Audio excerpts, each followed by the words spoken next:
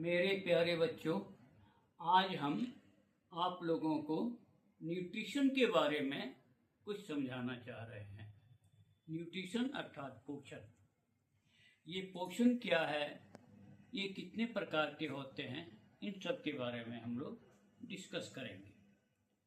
सर्वप्रथम nutrition, the process of intaking food to produce energy which are used in different living activities known as nutrition।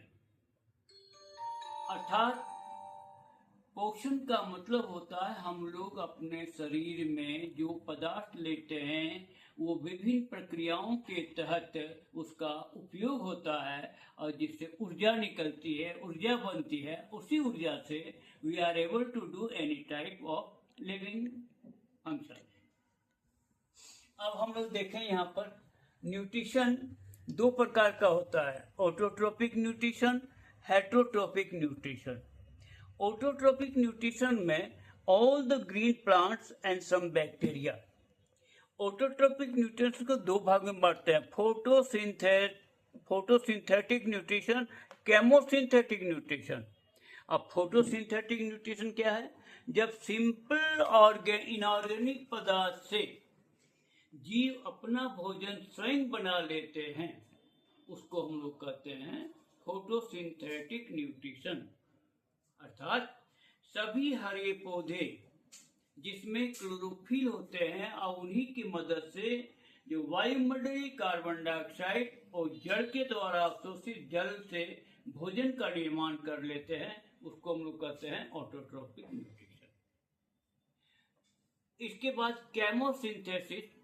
Chemosynthesis कुछ organism ऐसे होते हैं जो रासायनिक पदार्थ से अपना भोजन खुद बना लेते हैं, दूसरे के ऊपर वो निर्भर नहीं रहते हैं, जैसे सल्फर बैक्टीरिया इत्यादि। अब आगे हम लोग देखते हैं फोटोसिंथेसिस, क्योंकि बहुत ही महत्वपूर्ण प्रोसेस है। फोटोसिंथेसिस नहीं होता तो जीवों का जीवित रहना मुश्किल था, क्योंकि कार्बन डाइऑक्साइड भर जाते पूरे संसार में और सारे जीव मर जाते। लेकिन ग्रीन प्लांट क्या करता है, जो कार्बन डाइऑक्साइड एटमॉस्फेयर में आता है उसको वो एब्जॉर्ब करके उसी से वो भोजन निर्माण कर लेता है, अर्थात उसका उपयोग भी कर लेता है और बदले में ऑक्सीजन भी सप्लाई करता है एनवायरनमेंट को। अब इसमें हम लोग देखते हैं फोटोसिंथेसिस में क्या जरूरी चीज है। नंबर 1 में सनलाइट, नंबर 2 है वाटर, नंबर 3 है क्लोरोफिल, नंबर 4 है कार्बन डाइऑक्साइड CO2। अब ये तो इसेंशियल फैक्टर है जिसके ऊपर फोटोसिंथेसिस निर्भर करता है।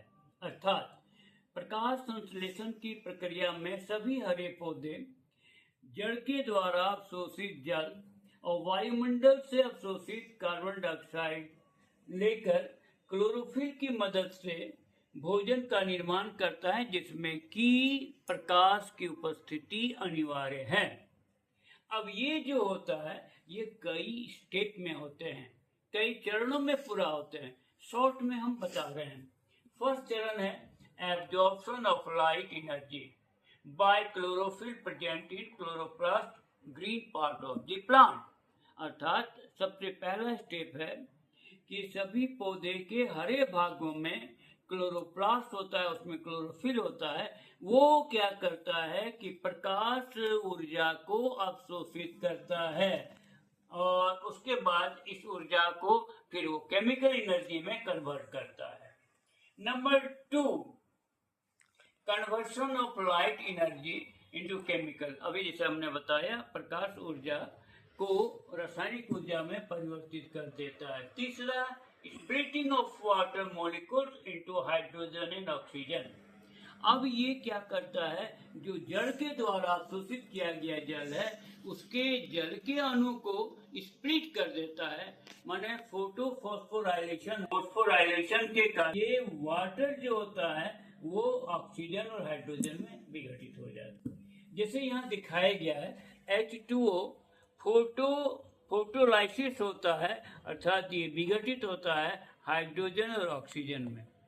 रियल में ऑक्सीजन, जो बहुत लोगों को कंफ्यूजन रहता है कि ऑक्सीजन जो आता है वो वाटर से आता है, नहीं, वो सॉरी कार्बन डाइऑक्साइड से आता है, नहीं, वो वाटर से आता है। वाटर विघटित होकर के हाइड्रोजन जो कि माने रिडक्शन में काम देता है और ऑक्सीजन जो निकलता है वो एटमॉस्फेयर में चला जाता है, जिसके बलबूते पर हम लोग जिंदा रहते हैं।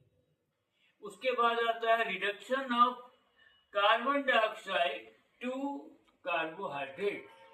इसमें क्या होता है, कार्बन जो फोटोलाइसिस हुआ हाइड्रोजन मॉलिक्यूल निकलता है, ये कार्बन डाइऑक्साइड को रिड्यूस करके कार्बोहाइड्रेट बना देता है। और finally 6CO2 + 12H2O chlorophyll sunlight माने क्लोरोफिल की मदद से सनलाइट की उपस्थिति में कार्बोहाइड्रेट का निर्माण करता है। अब बाय प्रोडक्ट के रूप में कार्बन के रूप में ऑक्सीजन निकलता है और वाटर वाष्प के रूप में निकलता है। तो इस प्रकार से ये हम लोग देखते हैं कि प्रकाश संश्लेषण की क्रिया कैसे हुई। अब दूसरा आता है हेट्रोट्रोपिक न्यूट्रिशन, यानी परपोषी पोषण। जो वैसे जीव जो कि अपना भोजन खुद नहीं बना पाते, भोजन के लिए भोजन के दूसरे जीवों पर आश्रित रहते हैं, प्रत्यक्ष या परोक्ष रूप से, तो ये पैरासिटिक परजीवी पोषण कहलाते हैं। ये दो प्रकार से होता है, इंडो पैरासिटिक न्यूट्रिशन, एक्सो पैरासिटिक न्यूट्रिशन। इसको इजीली हम लोग देखते हैं।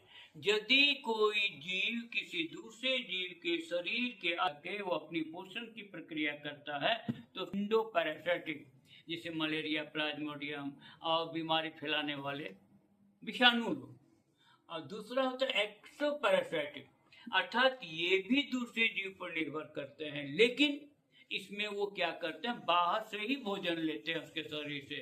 जैसे सबसे अच्छा एग्जाम्पल है मॉस्किटो, मच्छर जो काटते हैं, हम लोग के शरीर पर बैठ के मच्छर काटती है और वो भोजन यानी खून को चूस लेती है। ये है एक्सो पैरासिटिक न्यूट्रिशन। अब ये दो हो गया पैरासिटिक। उसके बाद सेप्रोफाइटिक। सेप्रोफाइटिक का मतलब होता है वैसे जीव, कुछ जीव हैं जो कि सड़े गले मृत सब्सटेंस के ऊपर अपना पोषण प्राप्त करते हैं, उसी से प्राप्त करते हैं, उसी पर निर्भर रहते हैं। उसको कहते हैं मृतोपोषी, माने मृतपोषी या फिर ये सेप्रोफाइटिक न्यूट्रिशन। जैसे फंजाई हो गया, मोल्ड्स हो गया, ये सब है। और सबसे लास्ट में आता है होलोजोइक न्यूट्रिशन। होलोजोइक न्यूट्रिशन में यानी वैसे यानी ये सब काफी डेवलप्ड एनिमल आते हैं इसमें, वैसे जीव जो कि विभिन्न क्रमों में पोषण को प्राप्त करते हैं। जैसे सबसे पहले इंटेक ऑफ फूड करते हैं, फिर उसका डाइजेशन ऑफ फूड करते हैं, फिर एब्जॉर्प्शन ऑफ फूड होता है, फिर एसिमिलेशन ऑफ फूड होता है और इगेशन ऑफ फूड होता है। इन विभिन्न प्रक्रियाओं को अर्थात इनगेशन, डाइजेशन, एब्जॉर्प्शन, एसिमिलेशन, इगेशन, इन प्रक्रमों में वो अपना यूज करते हैं। तो इस प्रकार के पोषण को हम लोग कहते हैं होलोजोइक मोड ऑफ न्यूट्रिशन। इसका सबसे इम्पोर्टेंट एग्जाम्पल ह्यूमन बींग्स है या अन्य बहुत सारे जीव हैं। होलोजोइक न्यूट्रिशन में जीव मुख्य रूप से 3 प्रकार के होते हैं। नंबर 1 हर्बीवोरस, अर्थात वैसे जीव जो कि अपना भोजन अन्य हर्ब के ऊपर निर्भर करते हैं, पेड़ पौधे से प्राप्त करते हैं डायरेक्ट, उसको कहते हैं हर्बीवोरस। जैसे हिरन हो गया, खरगोश हो गया, ये कहलाते हैं हर्बीवोरस। दूसरा होता है कार्निवोरस, जब एक जीव, कोई भी जीव दूसरे जीव के मांस को खाता है और अपना जीवन यापन करता है, उसको कार्निवोरस यानी मांसाहारी कहते हैं। पहला हो गया शाकाहारी, दूसरा हो गया मांसाहारी, जैसे लायन हो गया, टाइगर हो गया। और तीसरा हो गया कार्निवोरस, ओमनिवोरस। कार्निवोरस तो हो गया, ओमनिवोरस मतलब सर्वाहारी, वैसे जीव जो अपना भोजन पेड़ पौधे से भी ले लेते हैं, जंतु से ले लेते हैं, यानी ये दल बदलू होते हैं। कभी भोजन से भोजन प्राप्त, ये पेड़ पौधे से भोजन से, मौका लगने पर जानवर से ले लेते हैं। इसको हम लोग कहते हैं ओमनिवोरस यानी सर्वाहारी। इसका सबसे अच्छा एग्जाम्पल है बिया, भालू, मैन, इत्यादि। तो ये हो गया न्यूट्रिशन, संक्षिप्त में न्यूट्रिशन का विस्तृत जानकारी। और नेक्स्ट डे हम लोग न्यूट्रिशन इन ह्यूमन बीइंग पढ़ेंगे और आज इतना ही। ओके, यदि नहीं समझ में आया तो ज़रूर हमसे पूछ लीजिएगा कमेंट बॉक्स जा करके। ऐसे लाइक और सब्सक्राइब जरूर कर दीजिएगा। धन्यवाद।